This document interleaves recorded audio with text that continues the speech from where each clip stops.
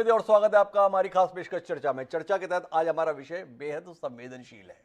देश में यह सुबह से ही चर्चा का विषय भी बना हुआ है, जब से यह खबर सार्वजनिक हुई है कि संसद का जो सत्र अभी शुरू होने जा रहा है, उससे ठीक पहले लोकसभा के द्वारा असंसदीय शब्दों के संदर्भ में एक नई पुस्तिका जारी हुई है, जिसमें बताया गया है कि संसद में कौन कौन से शब्दों का बोलना वर्जित होगा और अगर इन शब्दों का इस्तेमाल किया गया तो वो सदन की कार्रवाई का हिस्सा नहीं माने जाएंगे। इसी पर केंद्रित हमारा आज का विषय है असंसदीय पर लगाम या आलोचना पर विराम।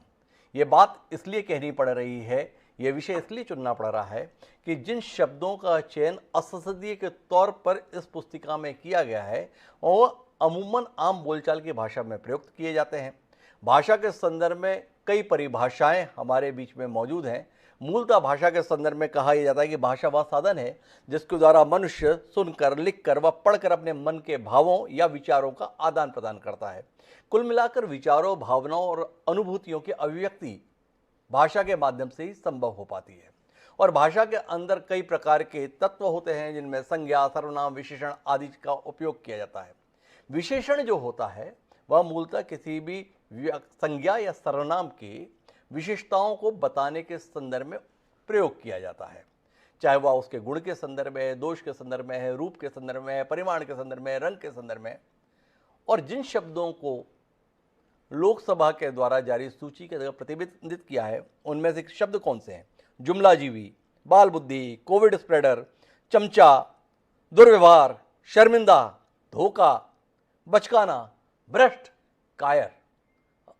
तो तमाम विपक्ष के नेता आज सुबह से ये चिल्ला रहे हैं, बताने की कोशिश कर रहे हैं कि कुल मिलाकर प्रतिबंधित क्या क्या किया है। सीधे तौर पर किया यह गया है कि सरकार के कामों की आलोचना करने के संदर्भ में जिन शब्दों का इस्तेमाल किया जाता था उन्हें अब प्रतिबंधित कर दिया गया है। तो इसीलिए सवाल उठ रहा है कि भाई अब बोलें क्या और करें क्या। तो हम इसी पर आज बात करेंगे, समझने की कोशिश करेंगे कि क्या वाकई संसद में सांसदों के द्वारा जिस प्रकार की भाषा का इस्तेमाल किया जा रहा था वह मर्यादा का उल्लंघन था, वह असंसदीय था। इन शब्दों के इस्तेमाल से सार्वजनिक जीवन में किसी प्रकार की गरिमा की हानि होती थी।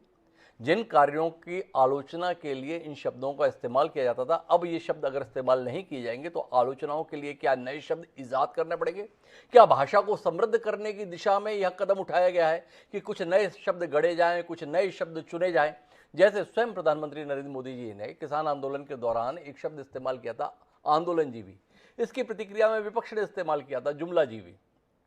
पता चला जुमलाजीवी को प्रतिबंधित कर दिया गया है। तो अब क्या विपक्ष के नेताओं को नए शब्द खोजने पड़ेंगे? विषय गंभीर है, यह मजाक का विषय नहीं बल्कि संजीदगी से लिए जाने वाला विषय है। इसलिए है कि अगर सरकार की आलोचना करने के संदर्भ में इस प्रकार के शब्दों को प्रतिबंधित कर दिया जाएगा तो फिर संसद की अहमियत क्या रह जाएगी, यह विचार कई लोगों के जहन में आज उभर कर आया है। तो इसी पर हम विस्तार से बात करेंगे। कई संजीदा लोग इस बातचीत का हिस्सा बनने के लिए हमारे साथ मौजूद हैं, उनसे आपका परिचय कराएं और एक संजीदगी भरी बातचीत करने की कोशिश करें। उससे पहले समय है आज के विचार सूत्र का। हमारा आज का विचार सूत्र ये कहता है, जो महान व्यंग्यकार हरिशंकर परसाई के द्वारा दिया गया, कि जब शर्म की बात गर्व की बात बन जाए तब समझो कि जनतंत्र बढ़िया चल रहा है। हरिशंकर परसाई ने ये व्यंग्य के माध्यम से कहा था। हम विचार करें, जो सूची आज सार्वजनिक की गई है वह हमारे लिए शर्म का विषय होना चाहिए या गर्व का विषय होना चाहिए?